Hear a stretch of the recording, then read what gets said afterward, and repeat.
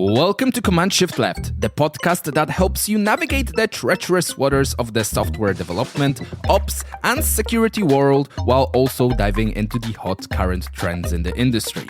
Join myself, developer Philip, our co-host or Vice. Hey audience! As we battle through hilarious real-world stories, pro tips and hacks for navigating your way around developer security, learning about our Shift Left life, and life stories that have saved our ass.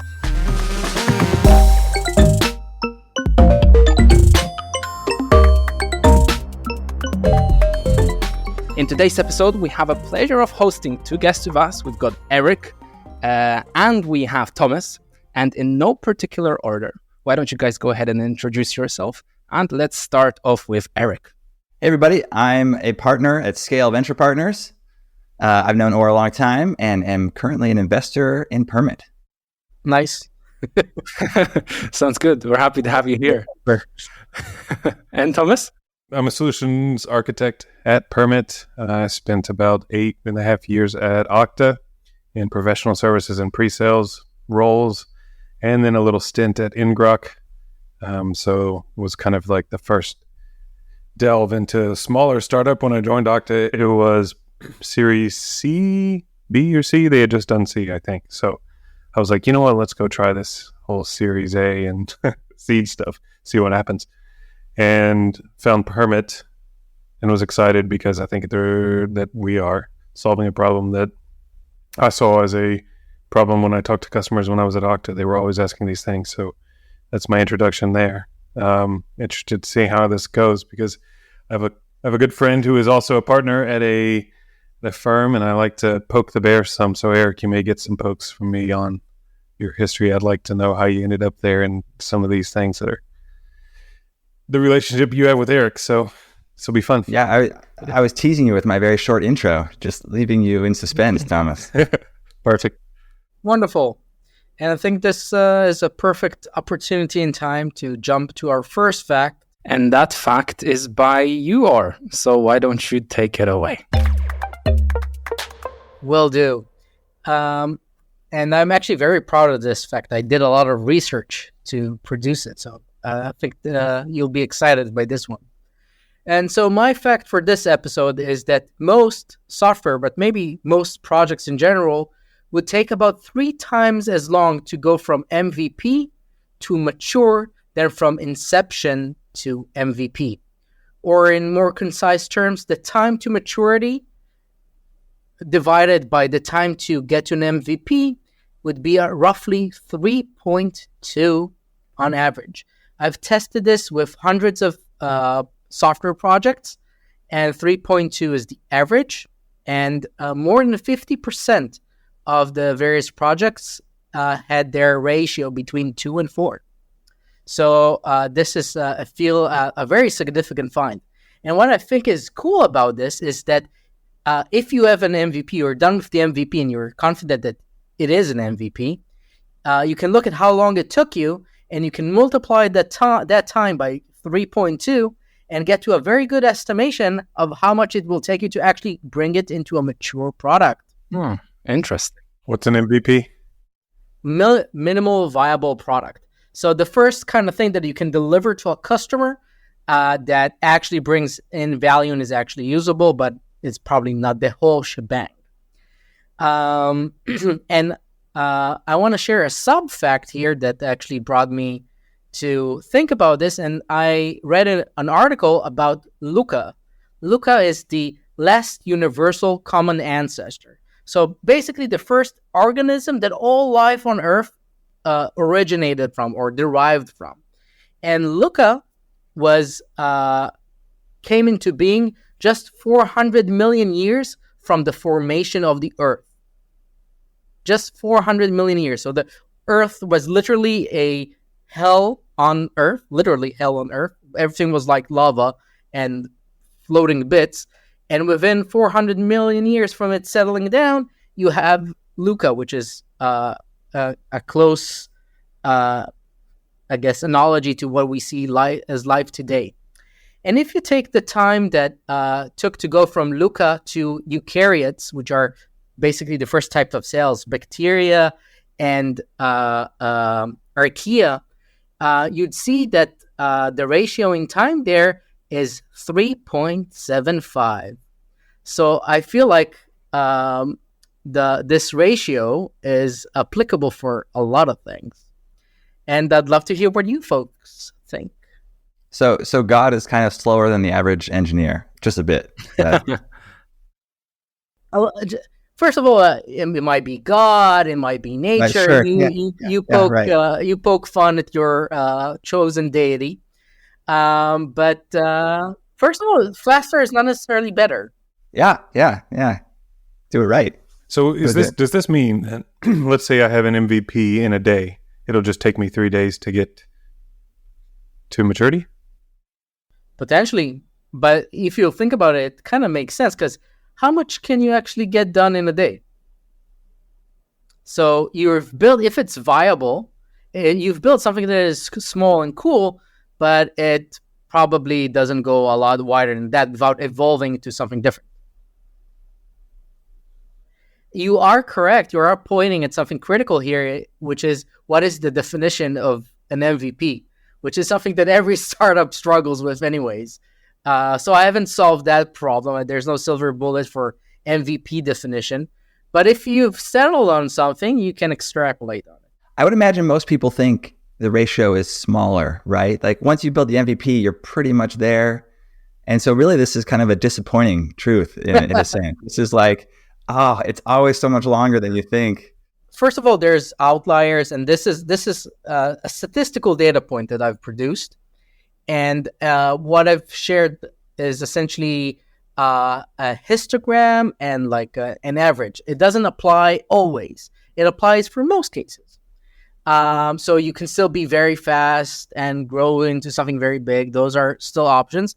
But in most cases where I was able to find a clear date for an MVP and a clear date for a mature product, that was the ratio. Yeah, I think most people in general have a false interpretation of an MVP where they think, okay, I'm going to create my minimum viable product, so technically it should work and do most of the things. So really, if I'm taking it to that final step, that final push, it shouldn't take me that long. That's, I think, the general kind of approach that most people have that maybe are in engineering. But realistically, the little push that you have to do at the end opens up so many like flaws and so many things that you might have to do. So it really makes sense that it takes so much longer than just creating that first MVP. And I think the nice thing here too is that it's really hard to, like, historically you can go back and see when your MVP was reached, and historically you can go back and see when maturity was reached. It's really hard to tell in the moment, is this my MVP? Is this my mature product? So and it is nice to know, thinking about this, hey, I've got an MVP. Does Permit have an MVP? I assume by now we do, based on what's out there. I think we've exceeded it quite a while ago, but yes. Okay, so was this just to level set Eric to let him know how long it's going to be? Well, yes, it's going on our next board meeting deck. It's going to take another 3 years, is what he's saying. We got there in a year, Eric. 3 more years, just give me time. As long as it's as good as the Eurocoats. Eukaryotes. Yeah.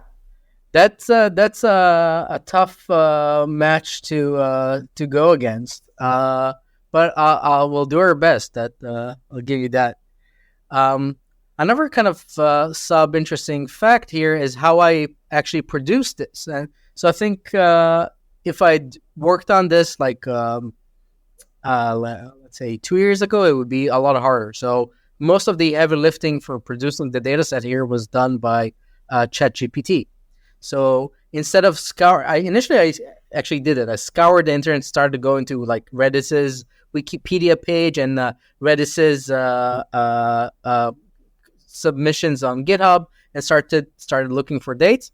Instead, I just asked ChatGPT to produce this for like 1,000 companies. And since they already had the data points there, it was kind of easy to work with. I did have to do a lot of data cleaning, and ChatGPT was terrible in doing math, like calculating the ratio. That didn't work. But taking the data points themselves and from it and pushing it into Excel and producing the ratio was pretty. It took so long for me to generate a fact for this episode. Why did you choose like clearly you've spent a lot. I spent some time, not anywhere near the level here of generating this. What drove the passion for trying to solve this problem? I just, when I got that fact about Luca, just made me thinking, and it started me thinking, and I was just curious to see. I had a hunch, and I wanted to see if it panned out, and it didn't take me that long, actually. A couple hours in total. It's interesting how many things that rule kind of applies for. Like, I'm thinking of the top of my head, and it's like you get ill, and you get ill very quickly, and it probably takes you like 3 times as long to recover. The same thing goes for like house renovations. You think you're like almost done, and then it's like 3 times as long to just finish off everything because things keep happening. And I assume this probably applies to a lot of other things as well. But it's an interesting statistic. Maybe you should write a book about it. I'll settle for a brief conversation in a podcast for now. Just put it in the chat and they'll write a book for you. Just say, hey, take this podcast and take Or's idea and turn it into a book. Mass publish it, give me the profits. That's usually what I do with our marketing department. Don't tell Philip and Gabriel. I just heard. Too late. Right. I think this would be a perfect time to move to our second fact. And that fact belongs to Eric. Eric, why don't you take it away? Spot instance pricing is wacky. So how would you price spot instances? These are ephemeral, compute, most common, for example, to AWS. It sounds like a simple problem, right? You have all this excess compute, let people just name their price, and as long as there's some of it, they get it. Mm-hmm. But in fact, it's crazy. First of all, consider that all the compute is not just a general pool. It's divided up into a whole bunch of SKUs.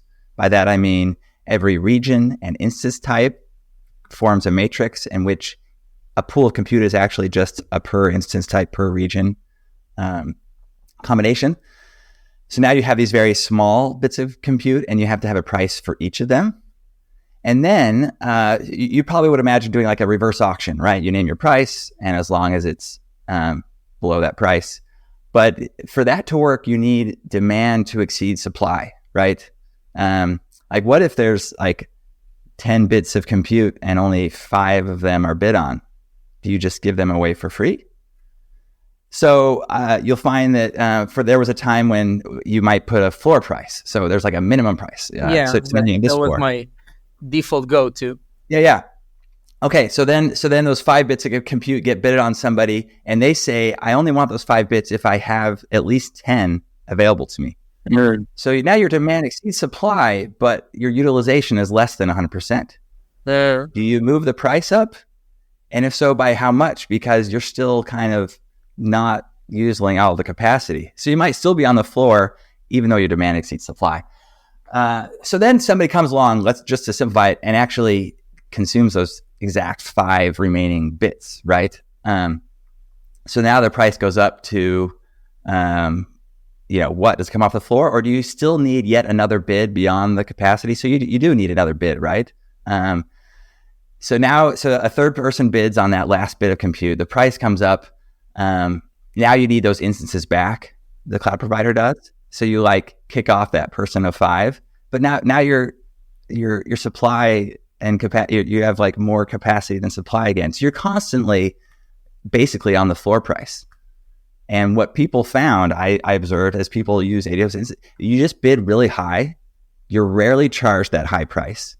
And then when you do, you can just actually go cancel your order, right? And so you get these instance prices that are just super like flat and then spiky. Like it'll be like 10 cents forever, and then it's like $5 until somebody. Why do you allow you to cancel? Like, that's kind of like that you should need to commit to a minimal. Shouldn't the minimum price be kind of overestimated in this case to compensate for losing bits? So yeah, so you mean you just kind of like raise the minimum price to something that's a little bit more uncomfortable for people? That's something that's more comfortable to the person selling. Yeah. Yeah. This is kind of what Google did. So they have like their ephemeral compute is it's a fixed price. It's just like a discounted price, but you don't get to set the price. You just get like a cheaper instance. But Amazon really wanted this auction idea. I mean, it's kind of apparently it was Bezos's idea himself, and you can imagine the appeal for a finance, Wall Street kind of guy. I didn't even know AWS had a spot pricing for that. I've only ever used Google, so this is news. And Thomas, it is a, you don't get to pick your price on Google, right? It's just a discounted. No, yeah, you just, hey, here's the price. Here it is. Go pay for it. It's simpler, to say the least. And do we have data, like, is AWS making more money out of spot instances than Google, or are they comparable, or maybe? It's a good question. I mean, even like doing the accounting on these instances are weird, right? Because these instances may be, like the on demand may pay for them, right? Because like there's some leftover, but then also they may be reserved. Like these might actually have been already bought by somebody, but not currently utilized. So a particular instance can kind of be paid for multiple times, and then you sell it on spot. I'm not answering your exact question, because you could calculate how much you're making on spot, but I'm also pointing out separately that the accounting is really funky if you had to like allocate, how much did we make from this compute investment when we bought the server. I find that like I can see the financier appeal here, but I think from a product perspective, this is horrible. Like the first thing you want with pricing is it for it to be simple. So it's easy for the consumers to grok and understand what they're getting. Yeah. I can imagine customers just saying, "Oh, the hell with it. I don't have the cognitive capacity to deal with this crap right now. I'll go to the competitor, or I'll just use something else." So maybe there's also an aspect here of like missing out on parts of the market with just complicating things. Totally. Yeah, Google came second, so maybe that's why they took the more simple approach. One thing we looked at, so I was a PM on spot instances at Amazon very briefly. One thing we looked at was, do we adjust the floor price as it gets closer to being fully utilized? Like if you're half utilized pool, the floor price should come up, and then it's at 75%. So it gives you the sense of like a stock market, like, oh, the price is climbing, there's more demand. But it was hard to communicate that to customers when they said, like, whose bid price is that? Well, it's actually no, but we just made up the price. You bid, but then we just choose an arbitrary price after that. Well, that's not really a free market then. No. Yeah. Wait, and if I understood correctly, you said that the instances that were already reserved and technically paid for could be utilized by someone else and bought again? Yeah. This is the magic of, so you buy 10 servers as Amazon, and you might just let anybody on-demand use them. But then you could also sell them as reserved instances, right? What happens when you run out? Does one or the other miss out on them? Yeah, you just kick off the spot people. This sounds like cheap flights, like Ryanair or Wizz Air, where they always allow people to overbook the seats. Yes. So you can. It's like spot instances are just standby tickets on an airline. Exactly. What's more annoying though, the standby ticket on an airplane or surge pricing for Uber? Well, because that's like the question that they were asking, right? Surge pricing is a good spot comparison. Should Uber be a flat rate price? Or you said it would be more simple. I think with Uber, at most of the time, you have a rather consistent price point. There's an exception to the rule, which is understandable. And what most people do with surge prices is they say, okay, I won't take an Uber at that point in time, unless I really have to. Right. But there's a mental capacity there. So like if Uber went to the model that AWS is doing, it's like, how much will you pay to take me from the airport to downtown? And somebody's saying, I'd pay $15, and it comes back and it's like, oh, $30. Well, I was way off in terms. Maybe I'll go see elsewhere. It's like it completely changes the mental kind of psychology of what it is that you pay. By the way, that's how it literally worked with taxis from the airport in Israel up till a couple, I guess it's like close to 10 or 15 years now. But before like rideshare apps, you'd go to like the and before there was some legislation around this, you'd go to a taxi driver and he'll just make up a sum of how much it would take to get you from the airport to where you want to go. And if you're a tourist, you have no way of knowing how much it actually costs, and you can go and ask various drivers and get very different answers. And you can start bidding between the drivers potentially. Obviously, no one actually does that, or very few people actually do that. And now that phenomenon is basically extinct because everyone gets like a preset price enforced by legislation and made accessible by an app. You click on a button and get, and well. Yeah, but with like Uber though, there is a lot of social and external factors that also impact the pricing model. Like one of the really cheeky ones is that if they know that you have a really low battery on your phone, they'll ramp up your price because or technically you might be desperate, right? Or there's other factors where if there is an event happening or there's a concert or whatever, suddenly the prices are going to be triple because they know that most of the demand will be from that place. So there is a lot of things like this that they do, which but the battery one is a horrible one, but it is actually true. And then as soon as you plug a power bank in and then check and refresh the prices again, they just drop, half the price. It's very interesting. Very interesting. Yeah, Uber should ask you what flight you're trying to catch, and then if you're late, they'll just right. That would be good. Do spot instances on AWS include the GPU? I wasn't around when they had GPU, so I don't know. I would imagine so. Yeah. Because for GPU, I can see like it's a more constrained resource, needed more like it's more volatile. Like when you need it for like when you're doing inference, or when you're like training the model, you don't need you don't need it consistently all the time. So for that, I can see like there's more need for the complexity to make the resource approachable for everyone. But for just CPU, especially when you have things like they're also on demand, like Lambdas, I find it very counterintuitive. One trick on the GPUs is that people want to put large language models on them, right? And actually loading the large language model into the GPU takes some time. So it'd be kind of frustrating if you're like, I just want like, one or two prompt inferences, and then you're like 10 minutes of it's not 10 minutes, but I don't know how long it takes to load a GPU with, what is it? Depends on the size of the model, obviously. And actually, you can actually rig the game for that. Like you can track the state of their model loading and then kick them off so they can have to start again and pay for error. Yes, there's a lot of ways for Amazon to be evil, but that's not really news. And on that note and those news, I think it's a perfect time again to move to our next and third fact, which belongs to Philip.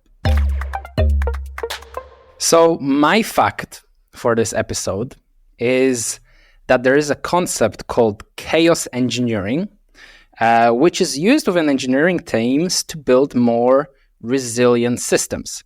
Now, a classic example of a company using chaos engineering is Netflix. Now, you might be asking, what is chaos engineering? Well, chaos engineering is the practice of essentially or intentionally introducing failures into a system to test its ability to withstand and recover from unexpected disruptions. So if someone, or if needed to, for example, uncover hidden issues and improve the system's fault tolerance, ultimately, kind of this leads to a more reliable and stable software for other users. So that's where chaos engineering and the practice kind of originates from. Now, what Netflix did is that they introduced a tool which they called Chaos Monkey. And then what that did is it randomly disabled production instances at very random times without anyone knowing. It could also be on the weekends. And it was done to test the system's robustness and the ability for it to essentially recover and spin up those instances again. So the idea of this kind of proactive approach was done by Netflix to essentially help identify the weaknesses before it actually happened with real outages or with events that might have caused those instances to actually drop, and therefore kind of increasing the reliability of the software, the stability of the software, and therefore kind of resulting in happier customers, essentially. So this kind of concept of chaos engineering is interesting. It almost feels scary because you're purposely breaking your system. But at the end of the day, it can reap good benefits. So I'm curious to know if you guys had experience with chaos engineering, if you heard about it, if you know anything about it. Yeah. I can say that go back to 2018, 17, chaos engineering was all the rage. And everyone was talking about how it's going to become a permanent way of how we do software engineering and how we do testing. And that didn't really happen. So a lot of people have talked about it. You'd be really hard pressed to find companies that actually apply chaos engineering in a substantial way. There also used to be, there's still a company called Gremlin that kind of spearheaded that go-to-market revolution. They had very cool branding with like actual gremlins. What I liked about their branding is it was non-standard. It was like the mascot was evil as opposed to like likable. It stood out, but it didn't really stand the test of time. Like it seemed like they were on a rise for a while, but they're kind of still where they were back in 2018, I'd say. But I do think it's a good idea. Like, unless you test something, you don't actually know if it works. So you can say, oh, I have the ability to be like fully elastic and scale out on demand and have like fallbacks when my services fail. Unless you actually test it, you don't actually know. Yeah. That being said, most of us are kind of okay with just assuming things would be all right and fixing them when they don't go right at the moment. Yeah, I think the chaos engineering aspect or the idea is good until you are the engineer responsible who has to fix something when it doesn't work and it doesn't work out and actually breaks things. It's worse than that. Like, you need to invest a lot of energy in breaking things. Right. It's or not just like throw a monkey in it.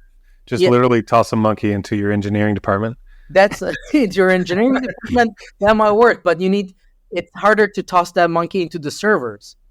Oh, you put one in the server room or two.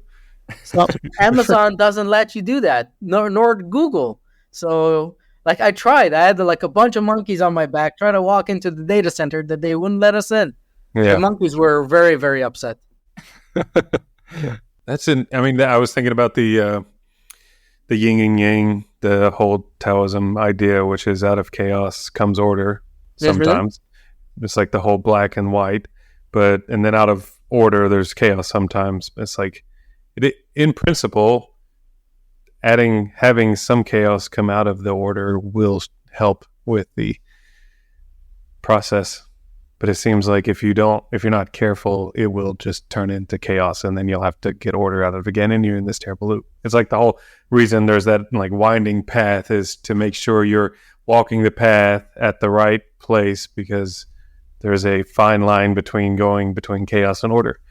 So I'm guessing that these people who have tried this have invited way more chaos into their lives than they ever expected. Chaos Monkey would make you a pretty good Spot instance customer, by the way. and Amazon or Netflix use a lot of Amazon. I feel like there's some, maybe they weren't planning for like a worst case scenario. They were just trying to make a quick buck. Who knows? And the monkey is the Luca to the animal kingdom and humans, right? So. Well, you're saying that first of all, we're not descended from monkeys. We're descended from a common ancestor, right? So the Leka instead of the Luca, which is fine. But I'm saying we're trying to tie all three together here. We are we do share a common ancestor, so you're right with that. What interesting. So did they then decide to just do controlled testing? Like, for example, the concept of test to break, that's run in a controlled environment in case of this chaos engineering thing? Sounds more controlled and more engineer friendly. It's not the same thing. It's like, you can say it's maybe comparable or applicable to the same needs, but it's definitely not the same thing. I think like an angle that I'd like to see with this, and maybe also with spot instances, is a combination of this with insurance. Like if you like a product that gives you chaos engineering, and according to the levels of chaos you're able to reach, they give you better insurance, basically details and value. And I think that would be interesting. That would be more compelling thing for companies. Maybe not for the engineers still, but for the company as a whole. And for now, I feel like there's just too little incentive to actually go about setting fire to your own servers. Is the opposite of chaos engineering load testing?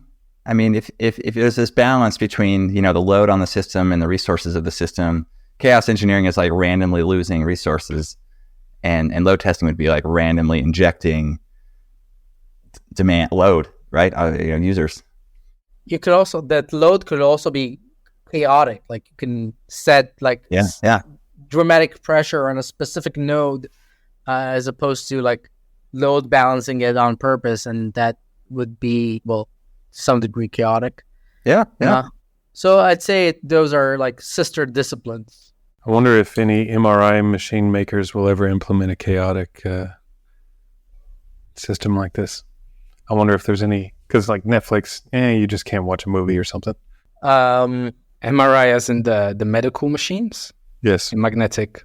Yeah, like, it sounds good for startups, but like, what about things that is there any implication or use elsewhere?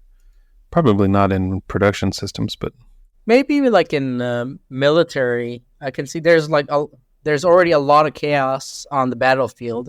And like just operating like I don't know, like an M16, it can jam in so many ways.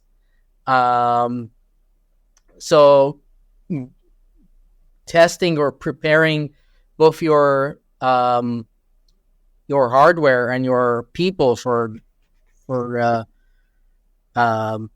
chaos in the battlefield, that makes sense. We'll just get Elon Musk to put this practice into Neuralink. That would be very scary. Also into Starlink and also into Teslas. Yeah, all of it. Yeah, I think into Teslas that would be very entertaining. As they're self-driving, randomly they'll start crashing into other cars just to test that the brakes work well. And I think speaking about the brakes, it's a good time to stop and move on to our final fact. And that fact is by you, Thomas. So why don't you take it away?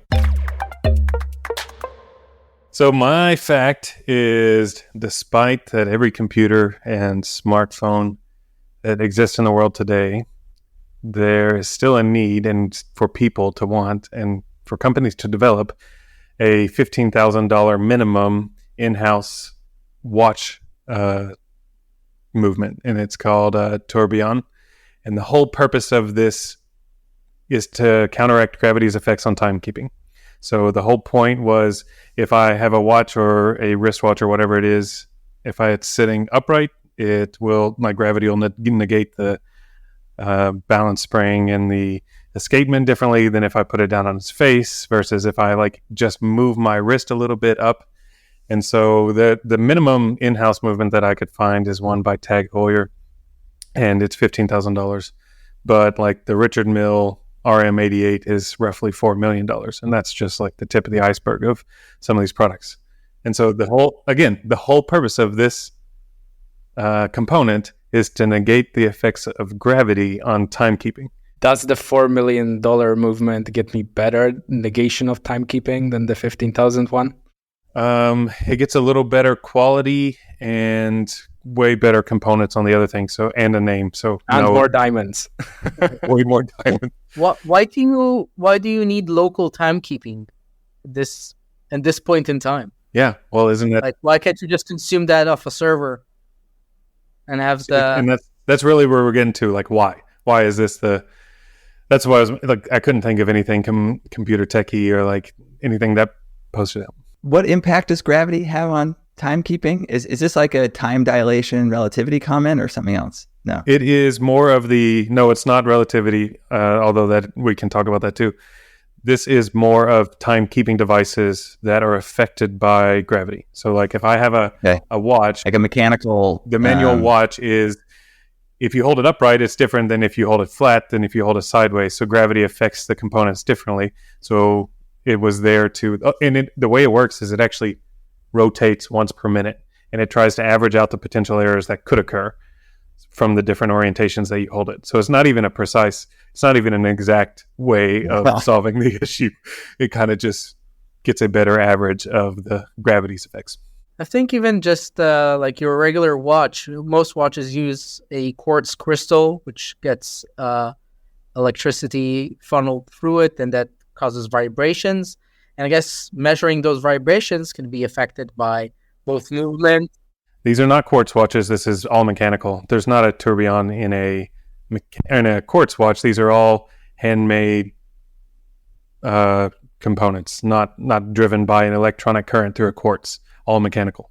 So you say that your run-of-the-mill regular watches with a quartz crystal don't experience this issue?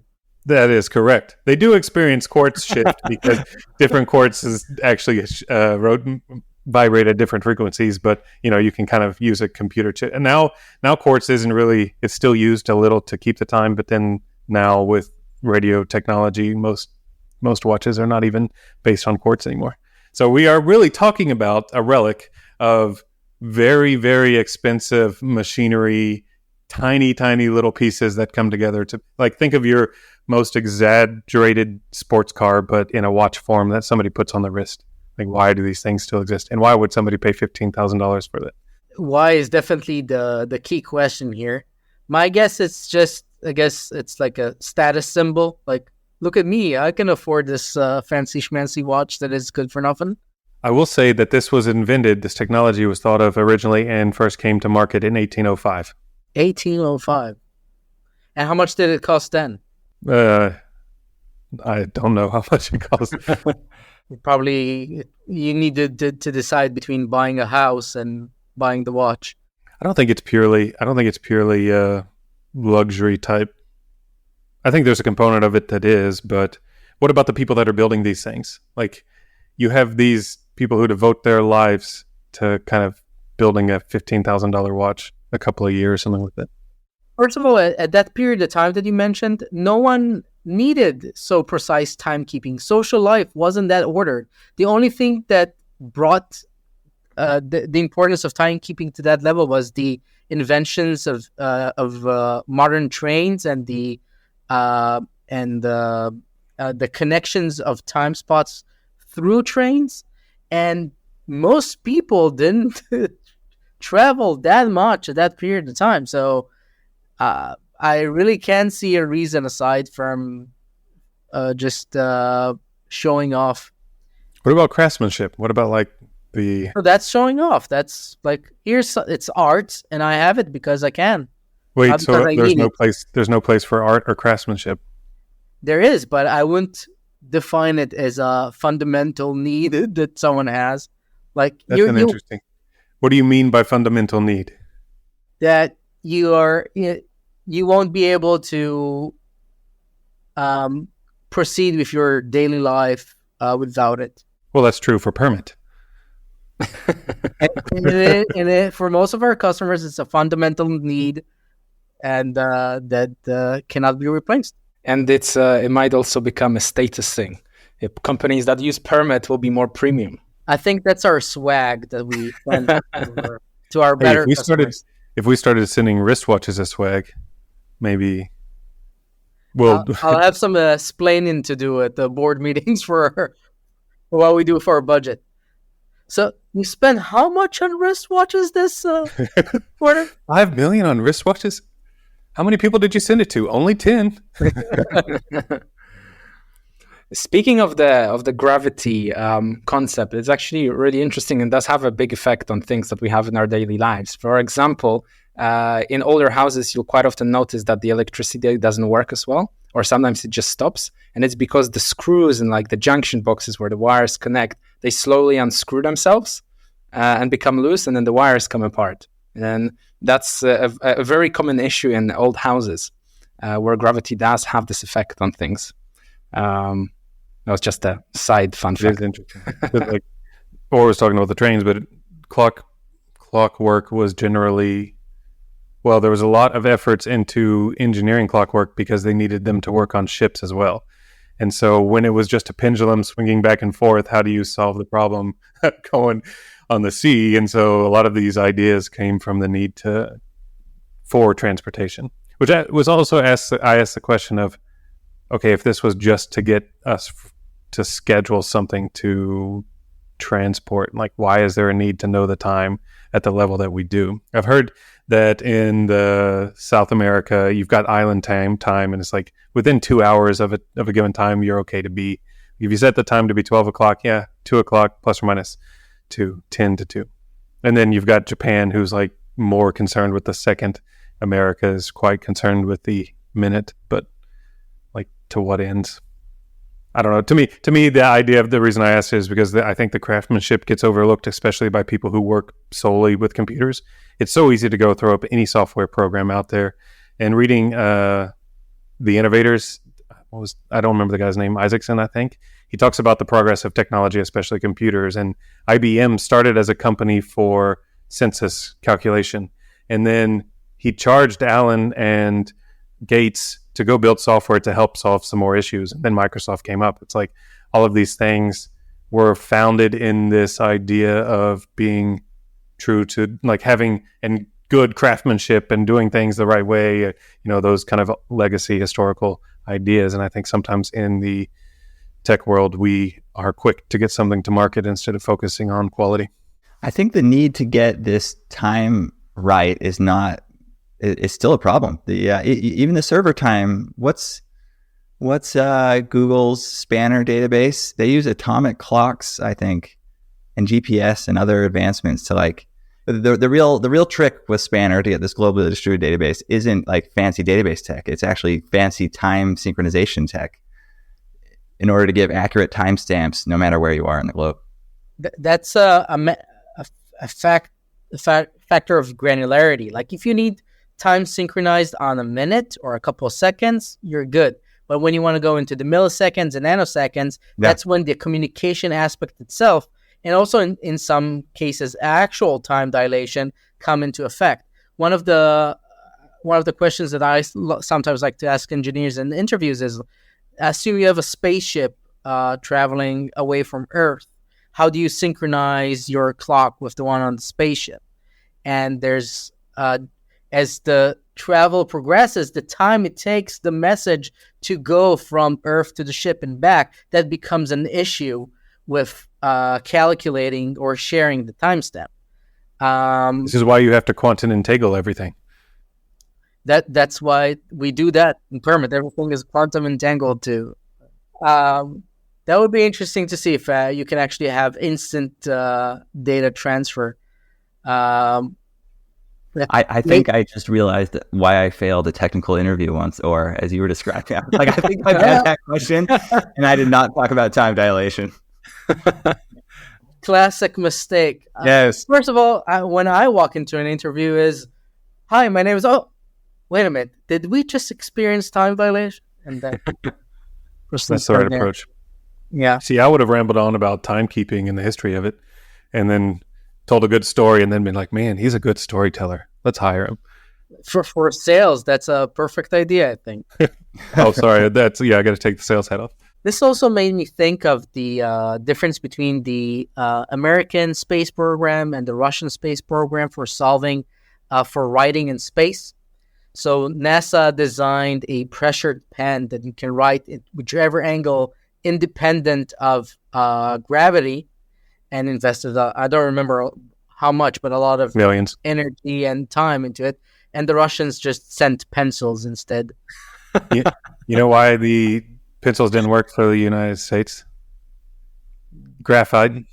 Getting chips of graphite all over the spaceship could cause insulation to tear out and cause major problems. They discovered that in a test under the sea, I believe, is when they found that out.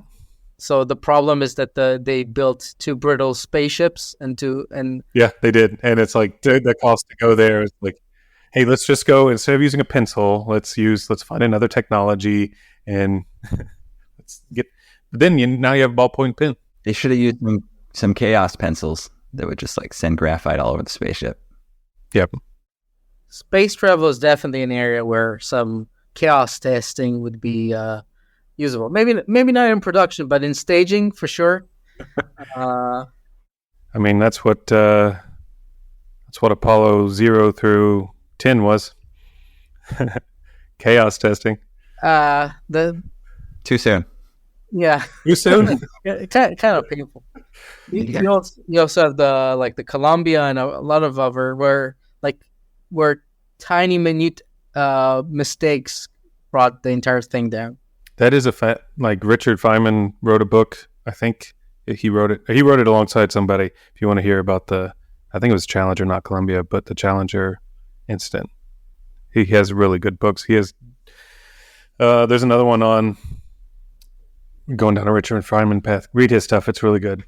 Great scientist. But they did an analysis. It's like the thing, like that analysis was kind of what launched a huge push into documentation and proper testing of systems in the government.